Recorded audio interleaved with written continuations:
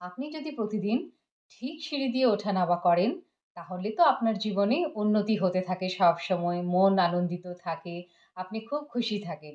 কিন্তু যদি আপনি ভুল সিঁড়ি দিয়ে ওঠা-নামা করছেন, তাহলে কিন্তু আপনার জীবনে উন্নতি থেমে যায়। প্রত্যেকটা কাজে বাধা আসা আরম্ভ হয়ে যায়। আপনার মন ভালো লাগে না, আপনার শরীর ভালো লাগে না, আপনার আর্থিক স্থিতিটাও খারাপ হয়ে যায়।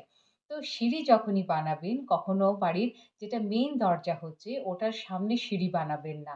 তাহলে কিন্তু বাড়ির ভেতরে যে পজিটিভ এনার্জি গুলো ঢুকতে চাইছে সেটা কিন্তু আটকে যাবে। সিঁড়ির কারেক্ট বানাবার ডাইরেকশন যেটা হচ্ছে, ঠিক দিশা যেটা হচ্ছে, সেটা হচ্ছে দক্ষিণ-পশ্চিম দিক। এই দিকে সিঁড়ি বানানো সর্বশ্রেষ্ঠ হচ্ছে। কখনোই সিঁড়ি আপনি উত্তর-পূর্ব দিকে বানাবেন না, ঈশান কোণের দিকে বানাবেন না। তাহলে কিন্তু আর্থিক স্থিতিটা খুব খারাপ হয়ে যাবে। বাড়িতে সবসময় কলহ, কিচকিচ, অশান্তি তো লেগেই থাকবে। আর মন একদম ভালো লাগবে না।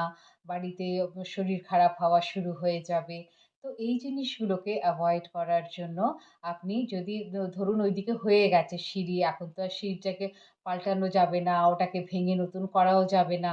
তো তাহলে সিঁড়ির নিচে যখন আপনি উঠছেন, তখন ওখানে সবুজ পাপোশ রাখবেন।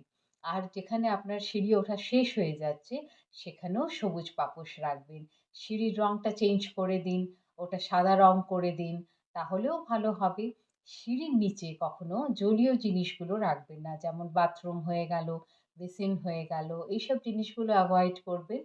কখনো ঝাঁটা, ঘর পোছার কাপড় এগুলোও ওখানে রাখবেন না। স্টোর রুম রাখবেন না, ওখানটা নোংরা রাখবেন না, ডাস্টবিন রাখবেন না। ওই জায়গাতে যাতে সবসময় আলো আসে, বাতাস আসে এটা চেষ্টা করবেন। আর সিঁড়ির নাম্বারস যেটা হবে সেটা সবসময় অড নাম্বারসে হওয়া উচিত। যেরকম কি ৯, ১১, ১৫ এগুলো হলে পরে খুব ভালো হয় আরকি। সিঁড়ি কখনো আপনি স্পাইরাল বানাবেন না। আর এভয়েড করবেন যত কম ঘোরা সিঁড়িগুলো ওঠার। ওই সিঁড়িগুলোও জীবনের উন্নতি আটকে দেয় আরকি। যেগুলো স্পাইরাল সিঁড়ি হয়, ঘোরা সিঁড়ি হয়। তো ওটা যত কম ইউজ করা যায় ততই ভালো।